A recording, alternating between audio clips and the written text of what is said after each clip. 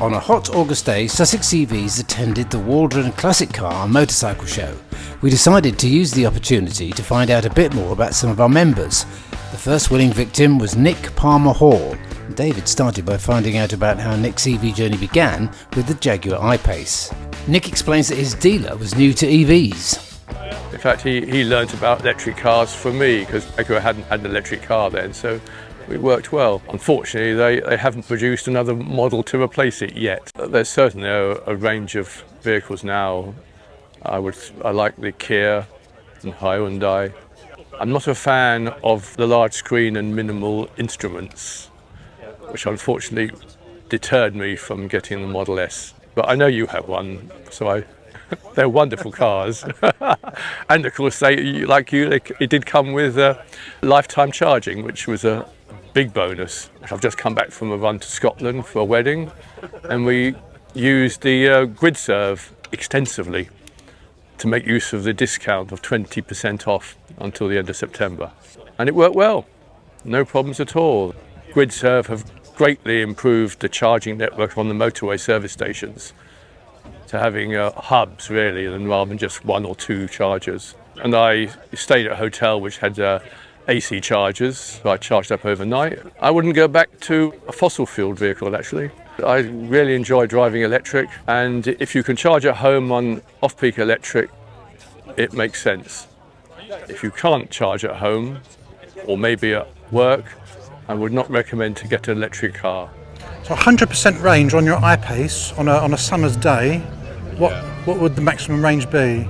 If I drove gently, kept the speed down sort of under motorway speeds, then I'd perhaps get 240, I think, maybe. It'll be realistic.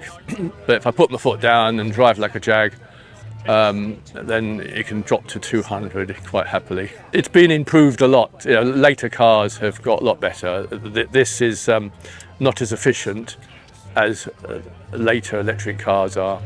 Designed quite a few years back, so I guess it has kind of first generation maybe in terms of efficiency design. And we're waiting for Jaguar to come up with a replacement. It's a shame. I think they missed the boat a bit because it got all the awards when it came out. I've always thought that Jaguar, with a smooth, comfortable ride, high quality kind of ride, that an electric propulsion would be really, really ideal for the brand. Yeah. And it sounds as though they haven't really kind of exploited that. Well, I mean, this has got adaptive air suspension, which works beautifully. It can do off-road, really. In fact, they demonstrated it on their advertising videos with four-wheel drive and the extra ground clearance. And the suspension does work well, the adaptive air. If you want to drive it rapidly, you can, but I'm more sedate now, and I like to get more miles out of the battery. What sort of servicing costs? Do Jaguar insist upon annual services? Every 2 years, and it's basic, only about £250, because there's not much to check really. It's still on the original brakes and discs because I use full regen, which I love the one pedal driving. I find it very sort of intuitive, and if I have to touch the brake pedal, I feel I've done something wrong. The advantage of the one pedal driving with a full regen is brilliant for electric cars, and I think until you actually experience it, a lot of people don't know what you're talking about. How many miles has it done roughly? Only about 35,000. I guess you've never been stranded though, despite the early days. I didn't used to run out of petrol or diesel. Very good. So I'm unlikely to run out of my battery. In fact, the way this will shout at you verbally and all the ping pongs and the warnings on the dashboard, really, if you ignored all those, you shouldn't be driving. Whereas, my previous cars, it was just a red light came up to say that I was on reserve. And I did test it, and I did drive round till it got to a point where it said, park up safely, vehicle shutting down, as I pulled into my driveway. I know you're very happy with the I-Pace, but if you were thinking about changing in a year or two, anything in particular might catch your eye, might be on the short list? I have looked, but at the moment, there's things which the I-Pace have got, which some of the later cars, even the later I-Paces, don't have. I mean, I have head-up display, which I would not be without. Yeah, I'm a bit picky, really. I think perhaps I've been spoilt by this.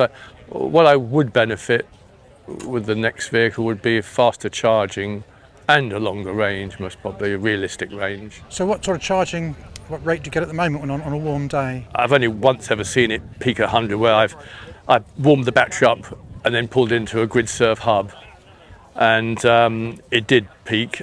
But then on my recent travels in Scotland, I think, you know, more realistic, it was sort of 70, 80. But it's a 400 volt system, whereas the later vehicles have gone to 6 or more, and 800, I think some of the newer ones, well, they would charge quicker and have that ability to charge at faster speeds.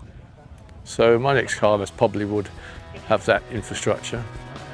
Nick Palmer Hall, thank you very much indeed for your time today, and enjoy the rest of the summer. Thank you, David, for listening to my waffle. Thank you.